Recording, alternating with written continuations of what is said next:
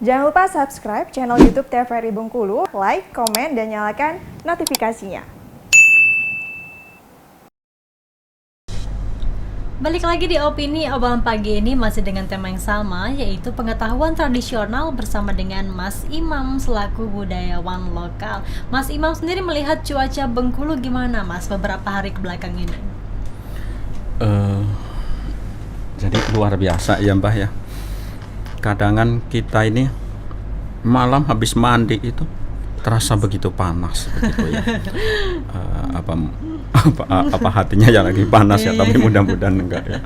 Hanya ini aja, terus baju-baju itu penuh dengan keringat dan sebagainya. Ini sangat luar biasa, dan pengaruhnya kalau kita baca di media-media ya, misalnya di luar negeri itu sudah ada yang nggak tahan lagi kan. Tapi alhamdulillah kita juga masih bersyukur ya, di Bengkulu ini ya, di Bengkulu Tengah juga sama, itu masih bisa kita kondisikan. Jadi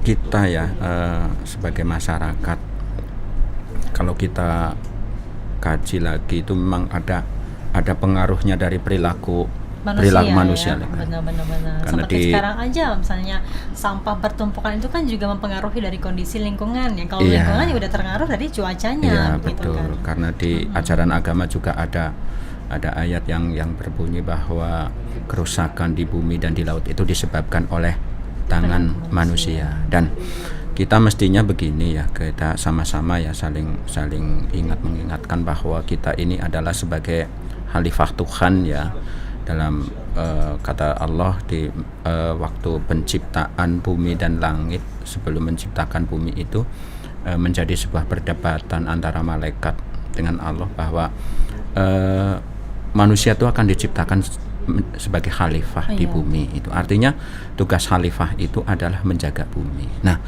oleh karena itu terjadinya, kalau bahasa kita, perubahan iklim ya Mbak ya, itu kan disebabkan oleh ulah manusia seperti Mbak sampaikan tadi ya.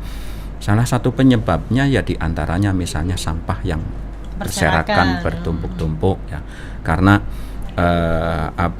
sampah yang menumpuk, yang tidak dipisah itu kan menghasilkan gas metan ya, yang akan merusak rumah kaca kan. Nah, itu akan menyebabkan terjadinya perubahan iklim. Kemudian tumbuhan-tumbuhan ya terus pada ditebang dan sebagainya. Makanya ini tadi kan ada gambar liku 9 ya Mbak ya. Liku 9 itu adalah simbolisasi bahwa kita harus menjaga lingkungan kan, menjaga keanekaragaman hayati kan begitu. Nah, maka dari itu batik nanti ini kan pewarnanya juga masih pewarna alami ya? Bukan, ini masih sintetis ya, seperti neptol dan sebagainya. Ini kan sebenarnya batik ini tradisional ya, pengetahuan tradisional, tapi kadang masih ada yang impor gitu loh Mbak. Seperti pewarna ya, pewarnanya. Nah, nanti kita ke depan ya, itu kita harus menggunakan pewarna alami seperti misalnya nanam pohon indigo itu Mbak. Pohon indigo itu pohon yang luar biasa ya. Itu selain paling bagus untuk tanaman ternak ya, kayak konsentrat itu indigo itu Mbak. Itu juga paling bagus untuk pewarna ya. Sebenarnya daun indigo itu awalnya untuk pewarna tenun ya, tapi nanti akan kita kembangkan menjadi pewarna alami batik. Dan ketika pewarna alami batik itu kan ramah lingkungan Mbak. Nah, terus menurut penelitian nih ya Mbak ya, ketika pewarna alami itu digunakan di batik itu menyehatkan kornea gitu loh Mbak. Memang kalau kita kan senangnya yang ngejreng-jreng kayak gini Mbak, dilihat mata enak itu, tapi sebenarnya itu merusak mata itu loh ya, merusak kornea. Makanya makanya kita akan menggunakan warna alami ke depan kan. Terus selain itu kan limbahnya juga tidak merusak lingkungan. Terus nanti pohon indigo itu nanti bisa sebagai ekonomi hijau ya, dalam sekarang program tentang mitigasi perubahan iklim ya, bahasanya itu salah satunya adalah ekonomi hijau. Makanya kita harus nanam tanaman-tanaman, jangan mudah ditebang dan sebagainya. Nah, sekarang kan ada kadang istilah pembalakan liar dan sebagainya kan. Terus kemudian kita sarankan kepada bapak-bapak dan sebagainya itu sering pakai semprot itu loh Mbak, apa itu tumbuhan-tumbuhan, tanaman, rumput-rumput itu disemprot. Iya, pakai racun gitu kan. Racun ya, racun yang kimia ya. Itu kan sebenarnya merusak lingkungan karena katanya ini ya orang-orang yang itu kan tanah yang kena zat kimia terus akibat semprot itu tidak bisa menyimpan air lagi. Ya, iya, mikroba tentang untuk menyimpan itu tuh tidak ada. Makanya kan kadang tanah-tanah yang sudah kena semprotan dan sebagainya itu kan gampang sekali kena air itu loh. Iya, tergenang gitu ya. Iya, tergenang terus menyerap. Ininya nggak ada lagi ya, serapan air lagi, ya. terus tingkat kesuburannya juga sudah tidak ada lagi. Itu kan merusak gitu loh ya. Makanya ya kita hindari hal-hal seperti itu. Nah, kalau kemarin saya pernah ke Jawa itu ada misalnya kebun organik ya, terus yang bebas dari organik dan sebagainya itu kan.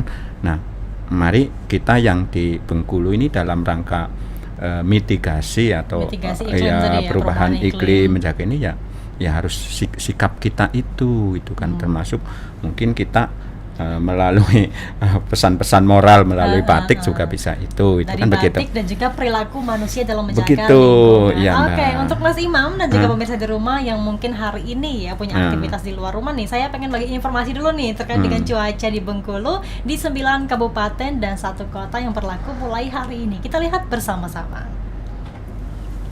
Nah, kita lihat bersama-sama ya Mas Imam ya, ini di wilayah Kabupaten Rejang Lebong dan juga Kabupaten Kepahyang. Kalau di Rejang Lebong siang nanti diprediksi akan hujan ringan dengan suhunya 20-31 derajat Celcius. Kalau di Kabupaten Kepahyang, kabupaten tetangganya, siang nanti juga diprediksi akan hujan ringan dengan suhunya 20-31 derajat Celcius.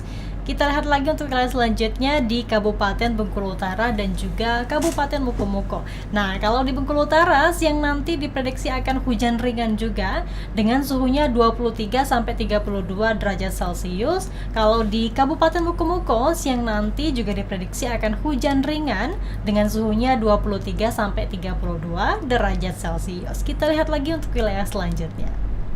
Di Kabupaten Seluma dan juga Kabupaten Lebong nih. Nah, kalau di Seluma siang nanti diprediksi akan hujan sedang dengan suhunya 24-32 derajat Celcius. Kalau di Kabupaten Lebong siang nanti diprediksi akan hujan lebat ya di sana dengan suhunya 18-31 derajat Celcius.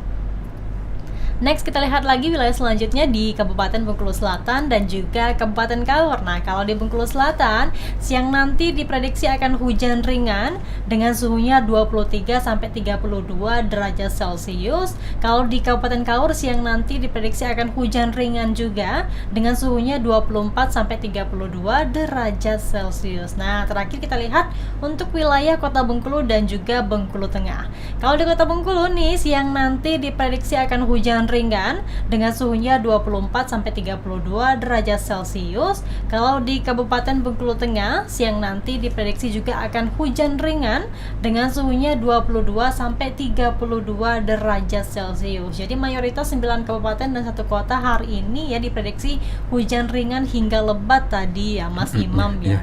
Dan memang tadi di Bengkulu Tengah juga hujan nih Mas ya siang nanti. Tapi memang cuaca ini kadang-kadang berubah-berubah ya, tidak menentu. Jadi memang antisipasi untuk masyarakat apalagi kalau misalnya di musim panas dan juga musim penghujan ini ya sedia payung sebelum hujan dan juga banyak-banyak minum vitamin ya di perubahan iklim seperti ini. Mungkin Mas Imam ada himbauannya kepada masyarakat? Ya, mari kita jaga ya kelestarian lingkungan ini karena kita adalah sebagai khalifah Tuhan. Kemudian ya dalam rangka ini perubahan iklim begitu. Terus kita juga harus ya waspada kan, saling mengingatkan. Terus semoga kita sehat selalu lah begitu. Semoga sehat selalu. Baik, kita jeda dulu, nanti kita bahas lagi nih ya terkait dengan topik kita yaitu pengetahuan tradisional. Pemirsa, kami akan kembali setelah jeda pariwara berikut ini.